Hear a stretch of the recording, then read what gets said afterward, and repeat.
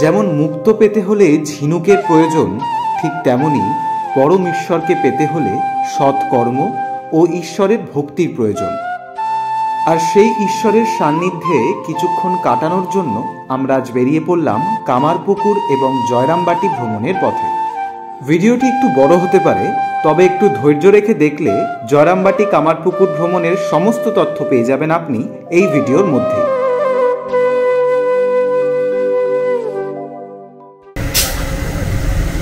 আজকে আমরা চলে এসেছি শ্রীরামকৃষ্ণদেব আর মা শারদার জন্মভিটে জয়রামবাটি আর কামারপুকুরে। এখন আমরা দাঁড়িয়ে আছি গোঘাট স্টেশনে। আমরা কোন্নগর থেকে উঠেছি। আপনি যদি কলকাতা থেকে আসেন তাহলে হাওড়া থেকে আপনি গোঘাট লোকাল ধরে চলে আসতে পারেন গোঘাটে। আর এখন আমরা এই গোঘাট থেকেই একটা টোটো করে চলে যাব আমরা হচ্ছে জয়রামবাটি আর কামারপুকুর স্টেশন থেকে নেবে। এখানে দেখতে পাচ্ছেন এখানে অনেক টোটো দাঁড়িয়ে আছে এবং আপনারা মারুতি ভ্যানও পেয়ে যাবেন। তো সেখানে আপনারা শেয়ারেও যেতে পারবেন, আর রিজার্ভ করলে সেক্ষেত্রে আপনার 700-800 টাকা মতো পড়তে পারে।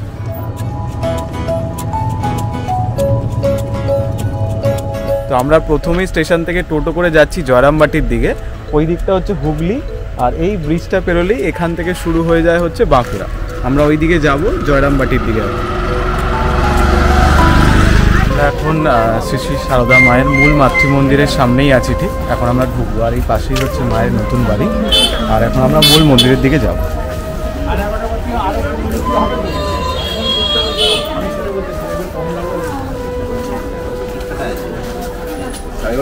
এটা হচ্ছে ভিজিটিং আওয়ার, মানে সকালবেলা আপনি 5:30 থেকে 11:30 পর্যন্ত খোলা থাকে।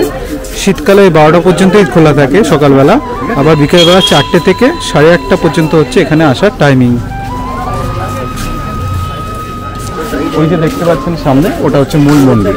তো ভেতরে মোবাইল বা ক্যামেরা অ্যালাউ নয়, তাই বাইরে থেকে আমরা যতটা পারছি দেখিয়ে দিচ্ছি।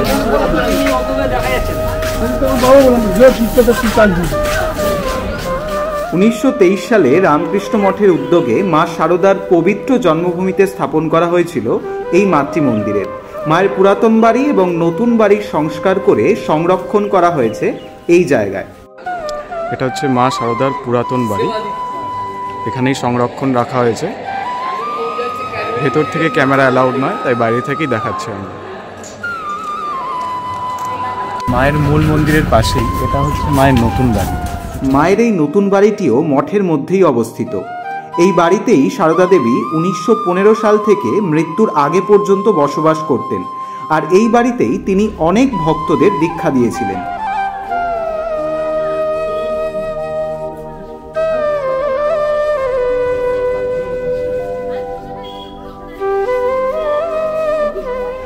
জয়রামবাটি মন্দিরে প্রসাদ গ্রহণের ব্যবস্থা রয়েছে।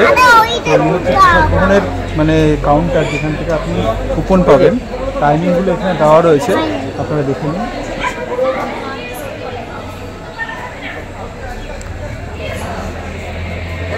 আপনারা যারা জয়রামবাটিতে আসবেন, তো এখানে আপনারা এসে আপনাদের কার পার্কিং করতে পারবেন। এখানে 4 হুইলার কার পার্কিংয়ের জায়গা রয়েছে, আর সামনে একটা সুন্দর টয়লেটও আছে, পরিষ্কার পরিচ্ছন্ন। তো নিজস্ব গাড়ি নিয়ে এলে আপনারা এখানে কোনো অসুবিধা নেই। নিজস্ব গাড়ি পার্কিং করে এখান থেকে আলাদা করে টোটো নিয়ে আপনি আশেপাশের অঞ্চলটা ঘুরে দেখতে পারবেন। আমরা এখন দাঁড়িয়ে আছি ঠিক সারদা কাননের সামনেই। তো এই সারদা কাননেই মা শারদা আসতেন, আর ঠিক সারদা কাননের পাশে একটা খাল আছে। তো এখানে এসেই তিনি তুষলা ভাসান করতেন। তো সেখান থেকেই এই ঠিক খালের পাশেই এই সারদা কানন তারপর প্রতিষ্ঠা করা হয়। মানে এই জায়গাটার একটা স্মৃতি রাখার জন্যই এখানে সারদা কাননটা প্রতিষ্ঠা করা হয়েছে। এখন এটা বন্ধ রয়েছে।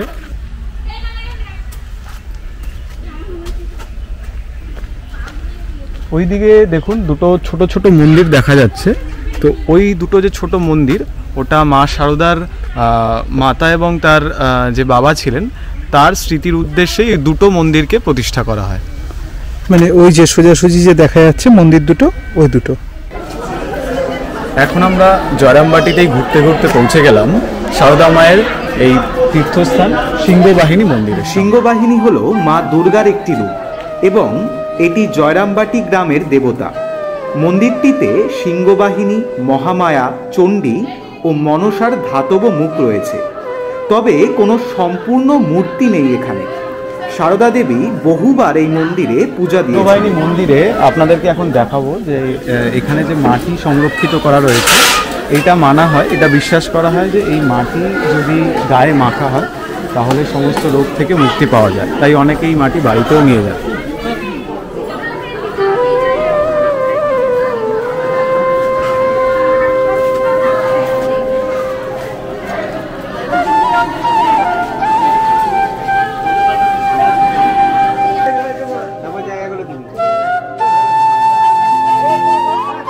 মাটি ঘুরতে ঘুরতে পৌঁছে গেলাম রামকৃষ্ণ বিবেকানন্দ মিশন নরনারায়ণ মন্দিরের ঠিক সামনে, আর এখানেই প্রথম কুমারী পূজা প্রচলন হয়েছিল।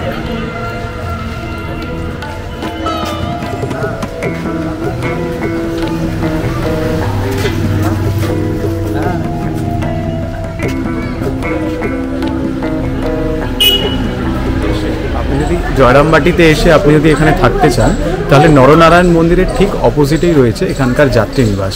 তো এখানে এর নাম্বার, ফোন নাম্বার দেওয়া আছে, আর কত টাকা লাগে সেটাও এখানে দেওয়া আছে, সব ডিটেলস এর মধ্যেই রয়েছে।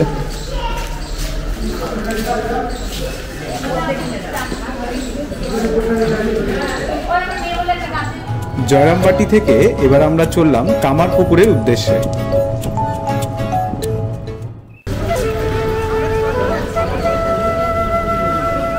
এটাই হচ্ছে রামকৃষ্ণ মঠ কামারপুকুরের মূল মন্দির।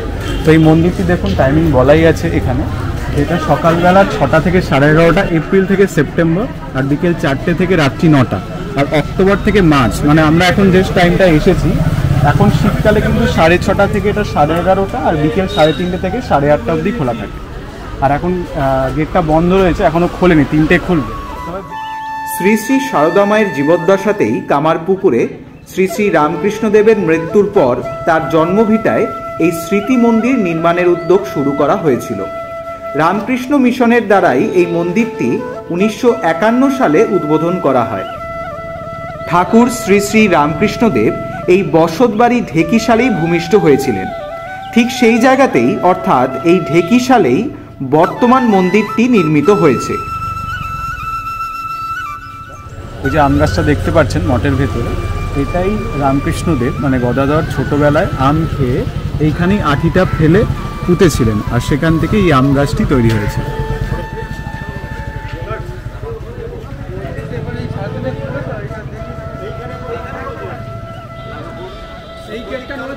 এখন আমরা যেখানে আছি সেটা হচ্ছে হালদার পুকুর। ঠিক মূল মন্দিরের, রামকৃষ্ণদেবের মূল মন্দিরের অপোজিটে এই পুকুরটি অবস্থিত, যেখানে আগে ঠাকুর এবং মা সারদা তারা এখানে আসতেন স্নান করতে, এবং এই পুকুরটিকে খুবই পবিত্র বলে মান্য করা হয়।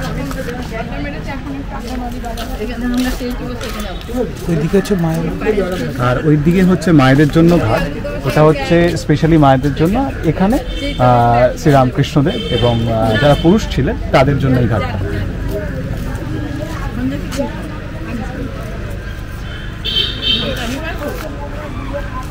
ধর্মদাস লাহা ছিলেন সেই সময় একজন ধনী ব্যক্তি। তিনি ঠাকুরের পিতা ক্ষুদিরামের পরম বন্ধু ছিলেন। আর এই ধর্মদাস লাহার বাড়ি এখন বিষ্ণু মন্দির নামে খ্যাত, আর সেই বিষ্ণু মন্দিরেই এখন আমরা প্রবেশ করছি।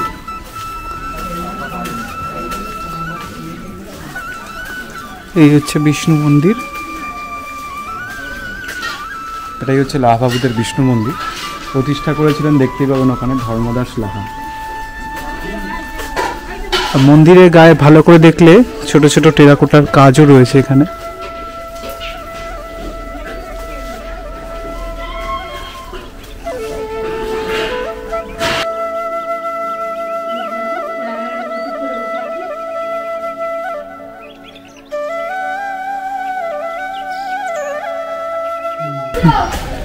এখানে এনাদের কারুকার্যের মাধ্যমে বিভিন্ন জীবনের বিভিন্ন অধ্যায়গুলোকে তুলে ধরা হয়েছে। যেমন এখানে দেখতে পাচ্ছেন বীরেগ্রাম হইতে ক্ষুদিরাম চট্টোপাধ্যায়ের কামারপুকুরে আগমন।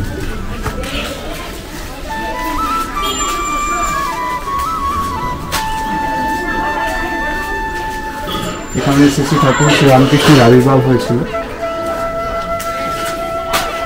এখানে লাহাদের পাঠশালায় গদাধরের সাধু সেবা সেটাকে তুলে ধরা হয়েছে। এখানে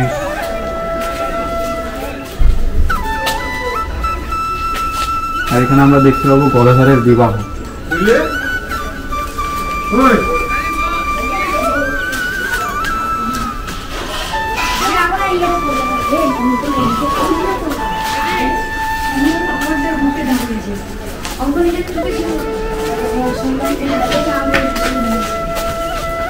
সাথে রাসলীলা আর কংসলীলা।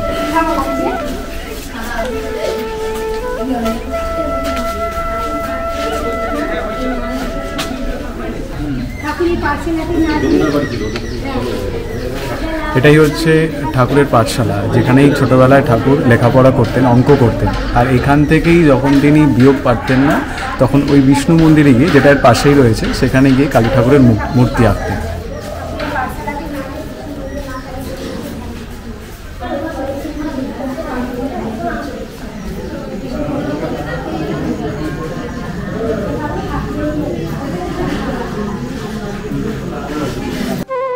এই পাঠশালার উল্টো দিকেই রয়েছে এই দুর্গা মন্দিরটি।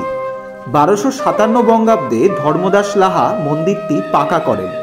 বহু প্রাচীনকাল থেকেই এই মন্দিরে দুর্গা পুজো হয়ে আসছে। শোনা যায় কোনো এক সময় এই দুর্গা মন্দিরেই ঠাকুর শ্রী রামকৃষ্ণ দুর্গা ঠাকুরের চক্ষুদান করেছিলেন।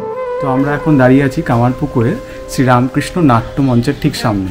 তো সেখানেই শ্রী ঠাকুর রামকৃষ্ণদেব শিব সেজে তিনি নৃত্য করতেন, আর তার এখানেই তৃতীয় ভাব সমাধি হয়েছিল। চলুন তাহলে মন্দিরটা এবার দেখে নিই।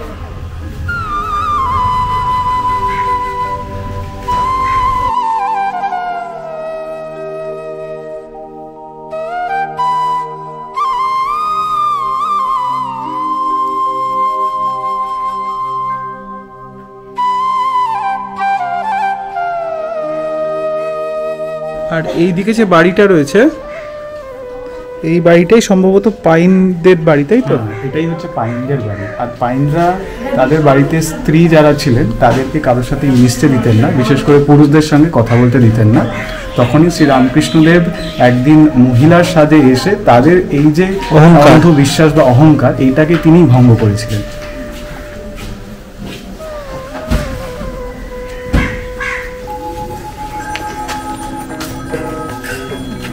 এখন আমরা দাঁড়িয়ে আছি গোপেশ্বর শিব মন্দিরের ঠিক সামনে। আর এখানেই ঠাকুর গদাধর যখন দিব্যন্মত্ত, যখন এই সকল গ্রামের মানুষের কাছে পাগলের মতো লেগেছিল, তখন তার মা চন্দ্রমণি দেবী তার নিরাময়ের জন্য এখানেই হত্যা দিয়েছিলেন। আর এটি হচ্ছে সেই গোপেশ্বর শিব মন্দির।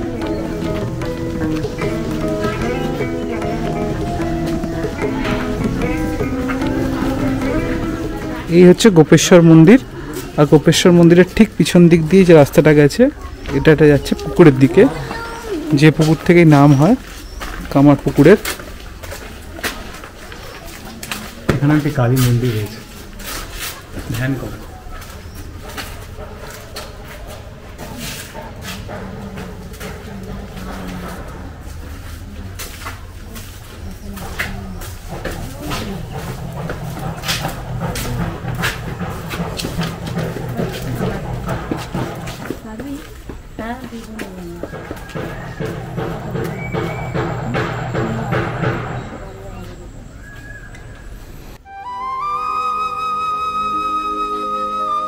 এখন আমরা দাঁড়িয়ে আছি চিনু শাখারের বাড়ির ঠিক সামনে। তো এটা যেটা দেখছেন, এটা এখন রামকৃষ্ণ মিশন দ্বারা সংরক্ষিত করা হয়েছে, কিন্তু এটা হচ্ছে আসল চিনু শাখারের বাড়ি, যেখানে প্রথম মা শারদাকে শাখা পড়ানো হয়েছিল।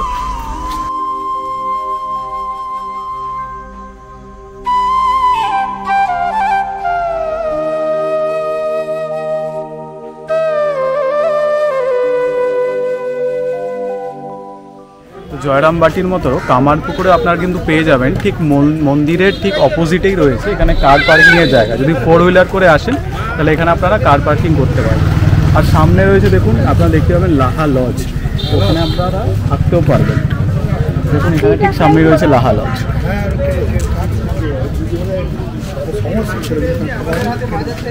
আর উল্টো দিকে এই যেখানে পার্কিংয়ের জায়গা, তার উল্টো দিকে এখানকার প্রসিদ্ধ সাদা বোঁদে আর মিষ্টির দোকান, হ্যাঁ হ্যাঁ, এখানকার বিখ্যাত খাবার, সেই দোকানও রয়েছে। ওদিকটা একবার ঘুরে আসি। এই হচ্ছে কামারপুকুরের প্রসিদ্ধ সাদা বোঁদে, যেটাকে বলে।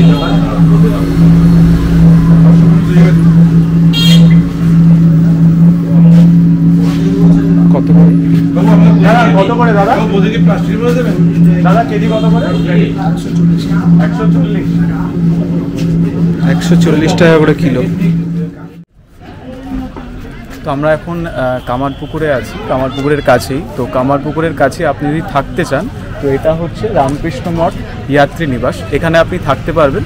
তবে এখানে কিন্তু বুকিং আপনাকে অনলাইনে করতে হবে। বুকিংয়ের লিঙ্ক ডিসক্রিপশনে দেওয়া থাকবে। আর এই হচ্ছে যাত্রী নিবাস।